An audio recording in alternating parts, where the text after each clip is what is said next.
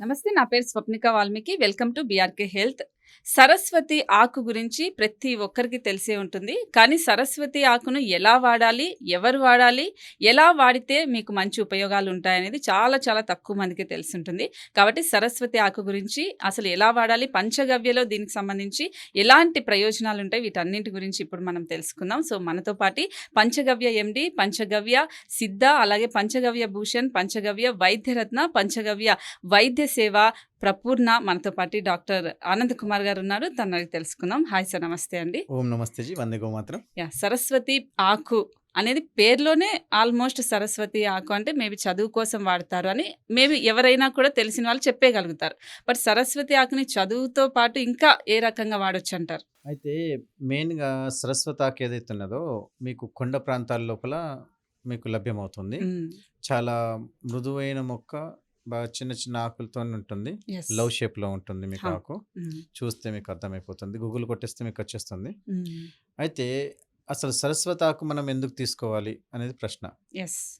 అయితే ఈ రోజుల లోపల తల్లి గర్భంలో ఉన్నప్పుడు ఎలా ఉంటుందనేసి మంచి ఆహార పదార్థాలు తినడానికి, చేయడానికి బాగా ఇచ్చేవారు ఇంతకుముందు. హ్మ్. ఇప్పుడు ఆ పరిస్థితి లేదు. ఓకే. అండ్ పెస్టిసైడ్ ఫుడ్ ఎక్కువైపోయింది మొత్తం వాతావరణంలో. యెస్. మనం ఏ పదార్థం తిన్నా గానీ శరీరానికి బలాన్ని ఇస్తలేదు. ఎలా ఉంటుందంటే కిలోలు తినేస్తున్నాం కానీ ఒక 100 గ్రాముల బలం కూడా మన శరీరం లోపల ఉంటలేదు. యెస్. అంటే ఇంతకుముందు మనం ఏదైనా పదార్థం తినాలి అనేసంటే దాని గురించి బాగా కష్టపడి మళ్ళీ మనం తినేవాళ్ళం.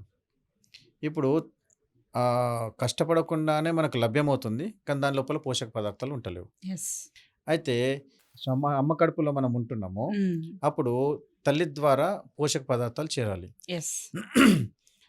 అప్పుడు పోషక పదార్థాలు చేరాలి అనేసంటే ఇక్కడ సరస్వతి ఆకు అనేసి అన్నప్పుడు మనం డైరెక్ట్‌గా నేచర్‌తోని మనము కనెక్ట్ అయిపోయాం మ్యామ్. యెస్. ఎప్పుడైతే శరీరము నేచర్‌తోని కనెక్ట్ అయిపోయిందో అప్పుడు మనకు కావాల్సిందేంది? వృక్షాల నుంచి వచ్చే స్వచ్ఛమైన ఆక్సిజన్. ఎప్పుడైతే స్వచ్ఛమైన ఆక్సిజను తల్లికి దొరకకపోయిందనుకోండి, ఆటోమేటిక్‌లీ పిల్లోడి యొక్క బుద్ధి మాంద్యం వస్తది. యెస్. చాలామంది ఏమంటారంటే, పిల్లోడు గాలి పీల్చుకోవడం లోపల ఇబ్బందొచ్చేసింది కాబట్టి వాని బుద్ధి సరిగ్గా పనిచేస్తలేదు అనేసి అంటారు ఊమ్‌లో. హ్మ్. అవును. డాక్టర్లు అవును. ఇనే ఉంటారు. యెస్. సో, అందుకోసం ప్రొద్దున లేవగానే తల్లి ఫ్రెష్ ఎయిర్‌లో వెళ్ళాలి. అంటే చెట్లున్న ప్లేస్‌లో వెళ్తే మంచి ఆక్సిజన్ దొరుకుతుందనేసి అర్థం. యెస్. ఇప్పుడు వాతావరణం లోపల 100% మనకు ఒకవేళ ఆక్సిజన్ ఉంటే, దాని లోపల ఈడ్చి కొడితే 10-20% మాత్రమే యూజ్ చేస్తున్నాం మనం. అవును. అసలు బట్ ఈ ఆక్సిజన్ యూజ్ సిటీ చేస్తలేం. లైఫ్‌లో అసలు కష్టమే అవుతుంది. ఇంట్లో కష్టమవుతుంది. చెట్టు పెట్టుకొని అదే ఇంకా పెద్ద ఆక్సిజన్ లాగా ఫీల్ అవుతున్నారు. సో, దానికోసం అద్భుతమైన పంచగవ్యలో చికిత్స ఏంటిదంటే, ఇంట్లో ఒక చెంచా నెయ్యి దీపాన్ని మీరు పెట్టిండ్రంటే, మీకు కావాల్సిన ఆక్సిజన్ వచ్చేస్తుంది. హ్మ్. ఈ విధంగా మీరు ఆక్సిజన్‌ని పూరకంగా యూజ్ చేసేయొచ్చు. హ్మ్. మరి ఆక్సిజన్‌కి మరి సరస్వతాకుకి ఏంది అనేసంటే, యెస్.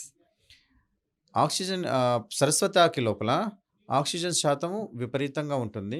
ఓకే. అండ్ బుద్ధి స్లోగా పనిచేసేదాన్ని బాగా ఫాస్ట్‌గా పనిచేయడానికి యాక్టివేట్ అయ్యే దాని లోపల ఔషధ తత్వాలు ఎక్కువుంటాయన్నట్టు. ఓకే. అంటే జ్ఞాపక శక్తి లాంటిది పెరిగే అవకాశం ఉంటది. ఆ! యాహ్! ఏదైతే న్యూరాలజికల్ డిసార్డర్స్ ఉంటాయో హ్మ్. హ్మ్. వాటిని పాజిటివ్ వే లోపల క్యూర్ చేసే గుణము ఈ ఓకే. సరస్వతాకులో ఉంటుంది. దీన్ని ఓకే. మనం బ్రాహ్మీ కూడా నర్వ్స్‌ని అంటాము. బాగా యాక్టివేట్ చేస్తుంది యాక్టివేట్ చేస్తుంది. చెప్పాలి. హ్మ్. So, okay.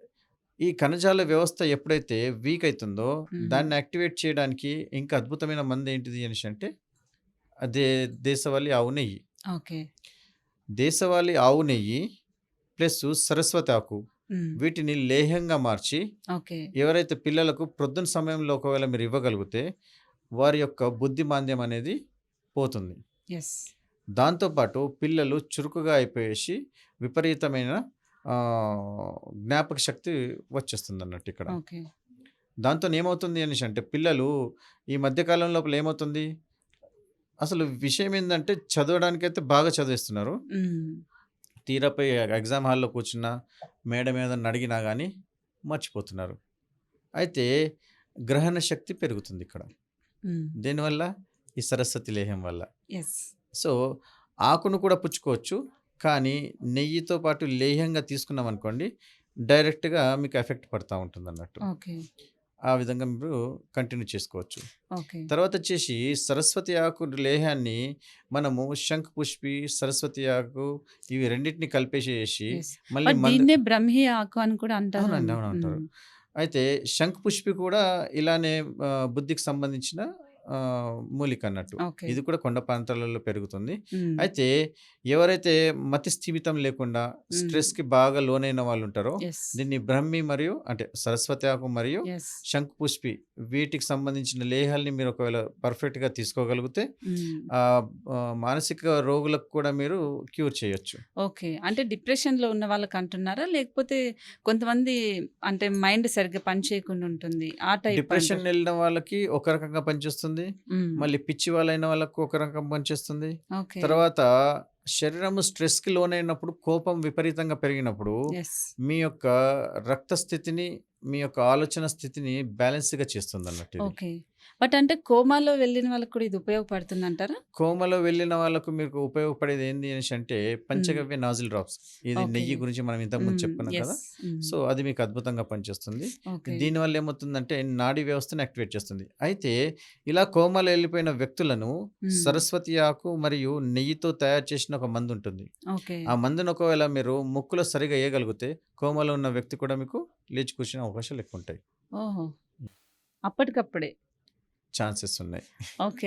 ఒకవేళ అలాగే డిపెండ్ జరిగితే ఆన్ మ్యాజికల్ అని జెప్పాలి. యాహ్! It's magical. యాహ్! ఎందుకంటే మన ఏన్షియంట్ వైద్య విధానం మీద చాలా మందికి అవగాహన లేక, వాటిని హ్మ్. ఎలా ఉపయోగించుకోవాలో తెలవక, యెస్. ఇవన్నీ మనము చూస్తున్నాం ఇలాంటి విపరీతాలు. అవును. అందుకోసమే ఇప్పుడు ఉదాహరణకి ఏంది అనేసంటే, శరీరంలో విపరీతమైన కఫతత్వం పెరిగిపోయింది. హ్మ్.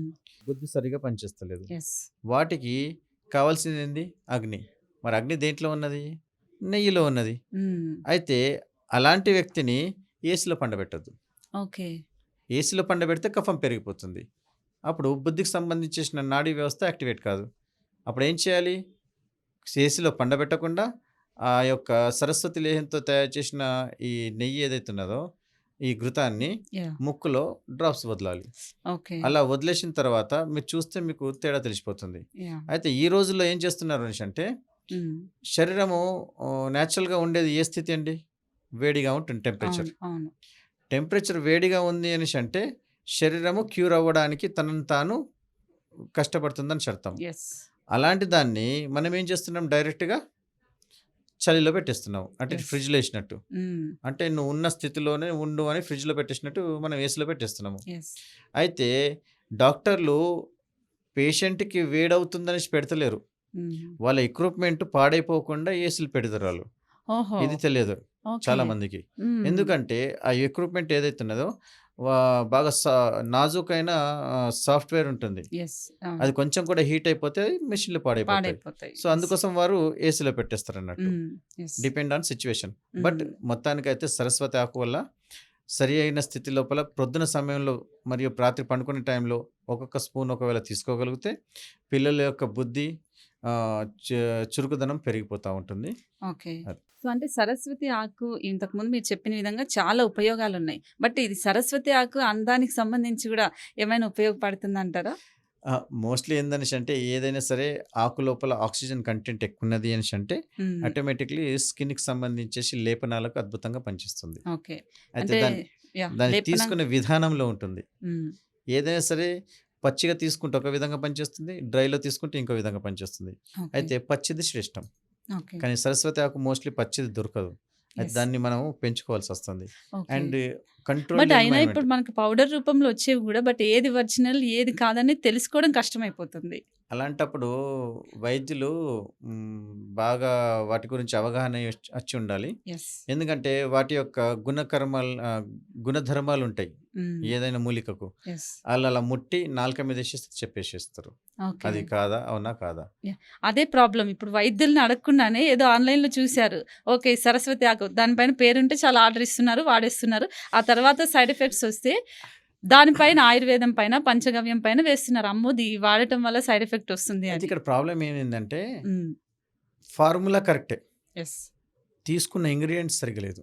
యెస్. సో, ఫార్ములాని వైద్య శాస్త్రాన్ని ఎప్పుడు ప్రశ్నించొద్దు. హ్మ్. మీరు నాణ్యమైన వస్తువును ఒకవేళ మీరు ప్రొవైడ్ చేయగలిగితే ఆహ్, ఏదైతే ఫార్ములా ఉందో దాని ప్రకారంగానే శరీరం మార్పు చెందుతుంది. Yes. Thank you sir. Thank you అండి. ఓం సో, నమస్తే జీ. సరస్వతి ఆకు అనేది మనకు మన ప్లేసుల్లో దొరకడం అనేది చాలా కష్టం. పౌడర్ రూపంలో కూడా దొరుకుతూ ఉంటాయి గానీ, బట్ అవి వైద్యుల సలహా తీసుకొని మీరు తీసుకుంటే బావుంటుంది. చిన్న పిల్లలకి గానీ, లేదా పెద్దవాళ్ళకి కూడా ఫిజికల్‌గా ఏదైనా, మెంటల్‌గా ఏదైనా ప్రాబ్లమ్ ఉన్న వాళ్ళు కూడా తీసుకుంటే నర్వ్స్ అనేది యాక్టివ్ అయితాయి. అలాగే వాళ్ళకి ఇమ్యూనిటీ కూడా పెరుగుతుంది. సో, అందానికి సంబంధించి కూడా పింపుల్స్ ఇలాంటివి రాకుండా ఉంటుంది అంటున్నారు. కాబట్టి మీరు ఒకవేళ మీకు సరస్వతి ఆకు దగ్గరలో ఉంటే అదృష్టమే. లేదు అంటే వైద్యుల సలహా తీసుకొని మీరు వాడండి. మంచి ప్రయోజనాలైతే ఉంటాయి. ఇలాంటి హెల్త్ టిప్స్ కోసం ఖచ్చితంగా మన బీఆర్‌కే హెల్త్ ఛానల్‌ని సబ్స్క్రైబ్ చేసుకోండి, లైక్ చేయండి. అలాగే ఇంకా ఏవైనా డౌట్స్ ఉంటే కూడా ఖచ్చితంగా వీడియో కింద కామెంట్ చేయండి.